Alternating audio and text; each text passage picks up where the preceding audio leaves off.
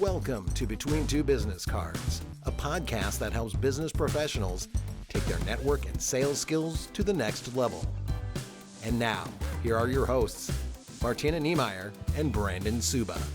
I'm Brandon Suba. And I'm Martina Niemeyer. And we're going to be your entertaining hosts for the next few minutes as we talk about networking tips, tricks. There's a little bit of sales in there and just things that will help you benefit while you're out networking or within your groups too. Yes, we're excited to bring this to you.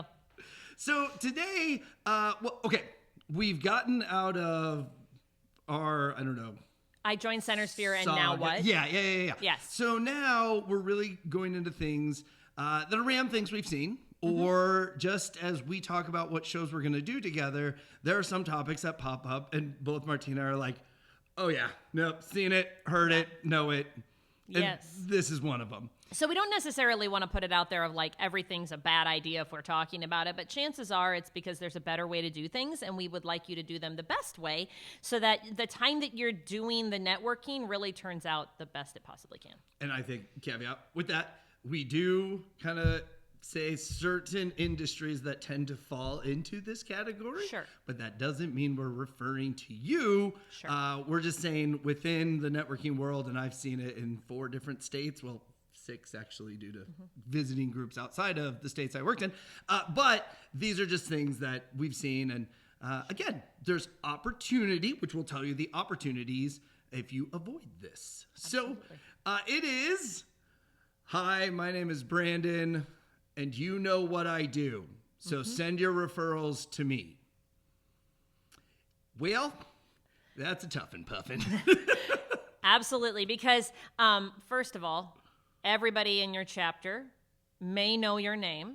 They probably know your company name, but if there is even one guest in the room or a sub or something like that, they don't know who you are. They don't know what you do. And they don't want to have to scan the agenda to go, okay, they're the, are we going with industries? Yeah, All right. yeah, you can. They're the plumber, the hairdresser, the realtor. We could go on because there are a lot of industries that it's very easy to say, oh, you know what I do, when really and truly people probably don't.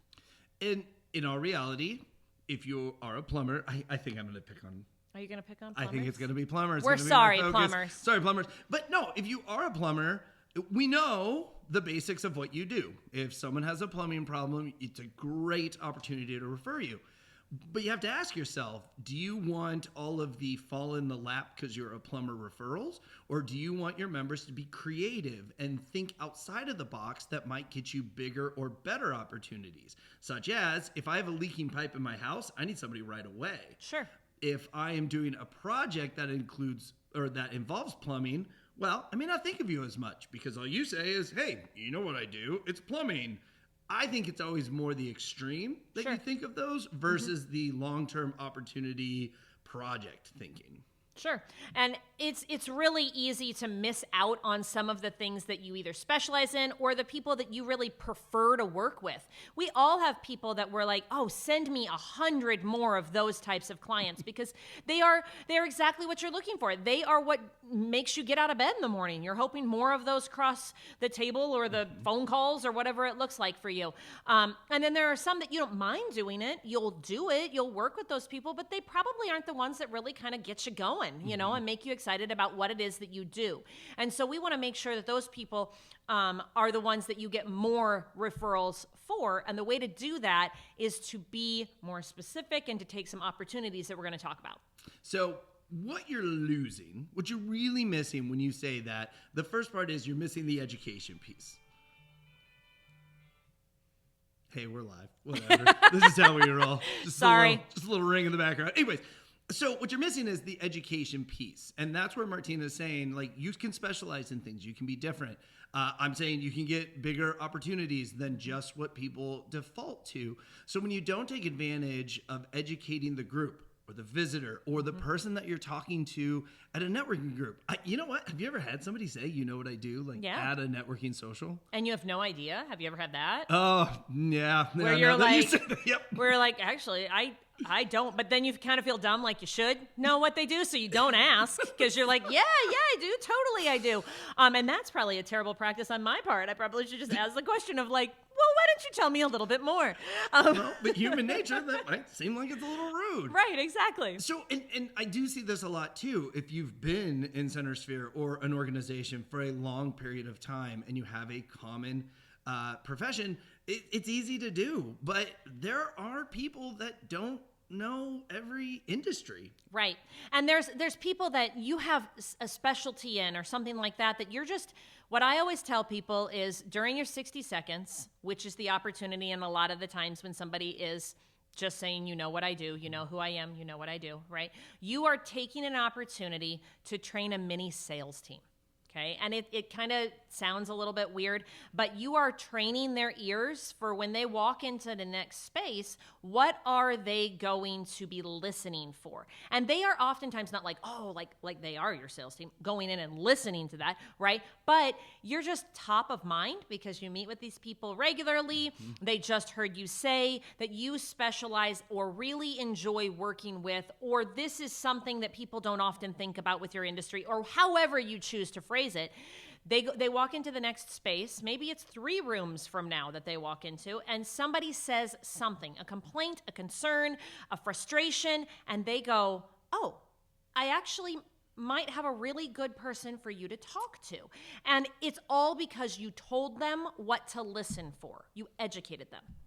So when you think about people and assuming that they know what you do, and Martina, you don't have to say it, but what happens when you assume? Well, it makes a rear end out of you and me, which is right there in the word for you. And so when you are assuming, a lot of times people are going to send things to you that you either didn't want. What if it's somebody that you actually cannot work with, but they think you can work with them, so they go ahead and send this person your way, and you're like, well, I actually don't do that. Yeah. But and then you think to yourself, why would, and I'm choosing random names, truly, why would Brian think I do that? Mm-hmm. And why would Matt send me this person? Why would Sue think that this person is a great fit for my business? And what really the truth is you went to multiple meetings in a row, most likely, and said, you know what I do. And now you have a very glaring thing that they don't know what you do. So what can we do to avoid this? I'm going to say one that I've preached a lot. I don't think I can ever say I've successfully done a full 52, but I've gotten pretty close, like 20, 30. Okay. But write out 52 things that make you different. Ooh. You roughly get 52 weeks a year to give a presentation. And then with this, if you have a sub, it's very easy to pull up a topic, right? Well, next week's topic is going to be about this, so I'm going to write it real quick and I'm going to give it to the sub. You already have something in mind, so they're not just regurgitating things that the group's already heard a million times, because I see that a lot too. But then 2, you have your... Oh, no, I'm sorry. No. Number 2, you're not going to use all 52. There's times when your group doesn't meet. There are snow days. Well, I guess in most regions, there's snow days. There's just things that you're not going to use all 52. Sure. And here's the best part. What you told me last January, I'm not going to remember. Right. So if you repeat it, I'm not going to come up and be like, hey, Martina, that was January 3rd last year. Well, and the thing is that it's always fresh and new. So people actually do want to listen to it also. Whereas if I stand up and I say literally the exact same sentences every single week, basically my group could just say it with me. And that you're right. I don't have to be there because they just go, well, she's Martina and blah, blah, blah, blah, blah, the exact same thing. And that is not actually benefiting you. Tell them what sets you apart. Tell them why you're an expert in your field. Tell them who you work with that's maybe a unique situation. Tell them a story about somebody that you did work with. Yes. Tell them a favorite thing a problem you've gotten to solve. Tell them what gets your motor running when it comes to your job. Yep. Hey, I love working with this. I got to do this, and man, it was a great day at work. If you want more great days at work, tell them how to give you more great days at work. And don't be scared to ask for the really big one. A lot of times when I would work with financial planners, they'd be like, gosh, I'm not getting a lot of traction. I've told them everything, what I do and all of that. And I go, You ever asked for $1 million client? I'm like, no. Do you want $1 million client? Well, yeah, that'd be awesome. Like, then ask for $1 million client. Now, the more research you put behind it, what does this $1 million client look like? What is their profession? Where are you going to meet this person? Is it going to be at a gala that you're going to possibly be talking to somebody? That more you educate us, the more likely we're going to find that. But if you don't ever ask for it, it's not really on our brain to look for it. And when we talk about credibility within the group, sure, at first people would be like, I don't know, I don't know them that well. I don't know if I can trust her. Those sorts of things. Once you build that credibility, you'd be amazed at how many seeds you've planted that they're like, you know what? I have a friend. I'm going to talk to him. Yeah. Like I feel it now. And it's usually after the 10-minute presentation that people are like, okay, I've heard you say it a million times, but now that I really understand and we've gotten to know each other, I'm ready to make that referral.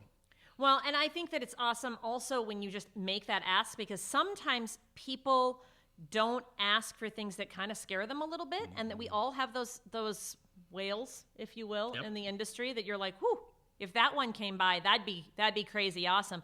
But they may not know that you're willing to work with whales. They may think that you are specifically designed, structured, and prepared to only work with the particular clients that they assume you work with, until you tell them in asking for it, no, we are set up for it. We can do it. We want that $1 million client. Send them, right? And then you never know who people know. You never know. Or people that are $1 million people, Right. people, millionaires, I think is what they call it. Professional. Look at that $1 million person. You're a over there. $1 million person. You're $1 million bucks. So preparation, I know the 52, like I said, I've never successfully written out 52. That's a good idea. But even quarterly, if you can write out, how many? 4, 8, 12? 12. Is that Yep. 12? Yep. So even if you write out 12 and you find yourself maybe going back and resurfacing, again, it's fresh to us, or it's just that reminder of what you are looking for. So preparation is huge to get away from. And to me, when I would hear people say, oh, you know who I am and you know what I do, there's no preparation. Right. And I know people think I'm crazy, but is that how you're going to treat my client? It doesn't seem very intentional. It doesn't seem like you came to the meeting with purpose in mind. It looks like it was something on your calendar. You checked a box, and that's not what you want a client that you're sending somebody to feel like. You don't want them to feel like they are a box that got checked that day. You want them to feel like, somebody invested in them. They put some time into it. They did their research on them, whatever it might look like, to make sure that they're servicing the best they can. And that's another area that you can get out of kind of this. To me, I feel this is just people that feel everybody knows me. I've already said everything I do a million times. Sure. I think we even touched on this in the 10-minute presentation one. But do your research on your competition. Never bash your competition. Yes, don't do that. Comes out very negative, but do your research so that you do understand what makes you different. Customer service is not it. If you don't offer good customer service, you're usually not in business very long. So I don't feel that makes you stand out, but if you can share stories of how your customer service was better. And my favorite example of this, it was the dentist in my group. Okay. And a financial advisor moved here, I want to say somewhere from Africa. I'm not going to get the right place, but from Africa, whole family. And the first place they went to was the dentist because they all needed to get their teeth cleaned, right? Nice. So the more and more they got to talking, the more they got to know each other. So she asked this person to come and sub for her at the group. Now, financial planner, we obviously had one in our group, so he couldn't say anything, but he stood up and he shared how not only did this woman do dentistry for her, but then also gave him and family recommendations. What's fun to do around town? Nice. Things that you can be involved in. And it was one of the best testimonials I had ever heard someone give another person. So again, if you can get stories from your clients like that, use that in place of, you know who I am and you know what I do. Because when it's that emotional, knowing that the dentist didn't just clean the teeth, but also like welcome them to community, that's huge. And my credibility went up with her like tenfold. Nice. She's retired and sold her practice by now, though. It's okay. But she became a dentist at like 60, I think. Wow. Yeah, she was a stay-at-home mom, raised her whole family, and then decided, I'm going to be a dentist. And she did. That's crazy. Had her own practice, too. Wow. That was really cool. It's impressive. Really cool. Which is, again, just a bunny trail that you're like, okay, that's really nice for that woman. So be inspiring and amazing. Go for it. There. Okay, that sounds perfect. So again, if you are the person that says this, highly recommend you get off of that because you're missing a lot of opportunities. And if you feel like that's where you're headed with your weekly presentations or just even your conversations at events, there are things you can do. It's a little bit of work, but there are things you can do that can kind of get you out of that. Well, and I think the list is a very easy way to get started with that. Also taking the temperature check on, what people haven't heard from you, things that, you have happening in your office that it would just give them insight into who you are. And that's what I think you said with the dentistry end of things. It's who they are as a person is a great thing for people to know. Yep. So. Perfect. All right. Well, with that, please share, like, subscribe, leave comments so we have more content to talk about in the future, although we do have plenty of content. We do. We did make a list for this whole shindig here. But we always love to hear from you guys, and I hope you are enjoying this and hope you can share it with other entrepreneurs and networkers like yourself.